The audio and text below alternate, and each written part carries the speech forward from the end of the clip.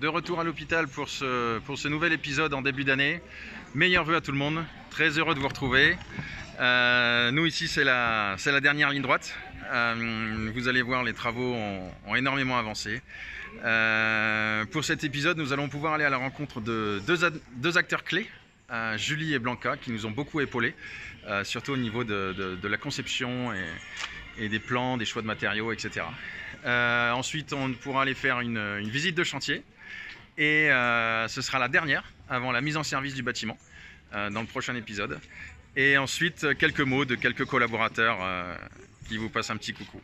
Allez, allons voir un peu ce que Julie et Blanca ont à vous raconter. Donc, direction Challenger maintenant.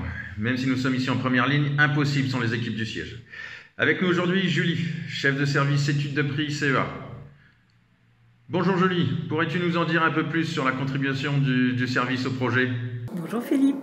Le rôle du spécialiste corps d'état architecturaux est de faire la prescription et le chiffrage à la fois du clos couvert, mais également des finitions intérieures du projet en partenariat avec l'architecte.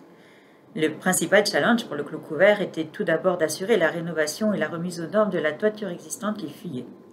Ensuite, pour les prescriptions de finition intérieure, nous avons apporté un soin tout particulier pour proposer des produits à la fois techniques pour les contraintes d'asepsie et d'incendie, mais également faciles à entretenir et avec le moins de joints possible. Merci Julie. Nous retrouvons aussi Blanca, membre clé de l'équipe CEA. En quoi ce projet est différent des autres projets?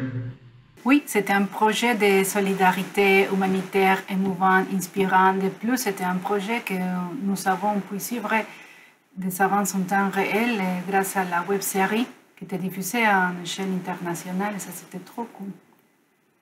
Merci beaucoup pour ces explications, Julie Blanca. Un grand merci également à tous les services internes qui ont mis la main à la pâte aussi, sans oublier tous les acteurs externes qui ont accepté volontiers de jouer le jeu et qui se sont bien mobilisés pour cette bonne cause. Merci beaucoup. Petit tour de chantier maintenant. Petite visite dans le sens des patients. Voilà la circulation, qui est la zone la moins avancée.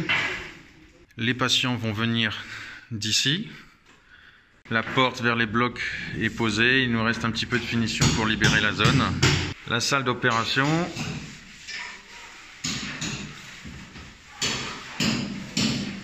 Le cialytique est installé. Le guichet est installé. Il nous reste le panneau technique.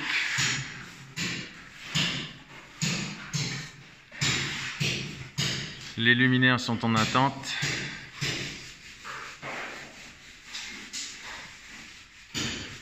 En poste infirmier.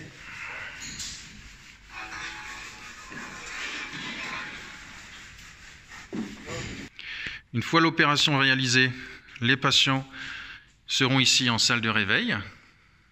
Le local CEC en finition.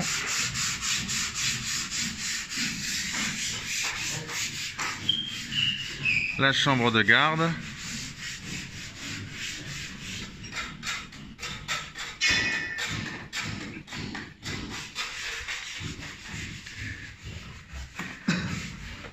La salle major. Ici, c'est la pièce la plus avancée. Nous avons fait les sols souples et le plafond. La salle stérilisation. Il nous reste le passe-plat à poser. Le sol souple a été fait. L'autoclave est posé. Et le guichet qui donne vers la salle d'opération. Et ici, nous arrivons en salle de circulation pour que les patients puissent ressortir vers les blocs existants. Les travaux ont bien avancé. Voilà, ça fait 1 an maintenant que j'ai reçu un petit coup de téléphone de Paris pour m'annoncer ce projet. Quelques semaines de concrétisation, quelques mois de préparatifs et 6 mois de travaux, plus ou moins. Une belle aventure, mais ne relâchons rien. Il reste quand même quelques travaux et surtout la mise en service qu'on pourra vous expliquer, vous présenter dans le prochain et dernier épisode. Je vous laisse sur un petit tour de table des quelques visages qui nous ont bien épaulés sur ce projet. À la prochaine! Espoir. Avenir. Force. La fierté. Solidarité. Enfant. Cœur. Positif. Salle d'opération. Cardiologie.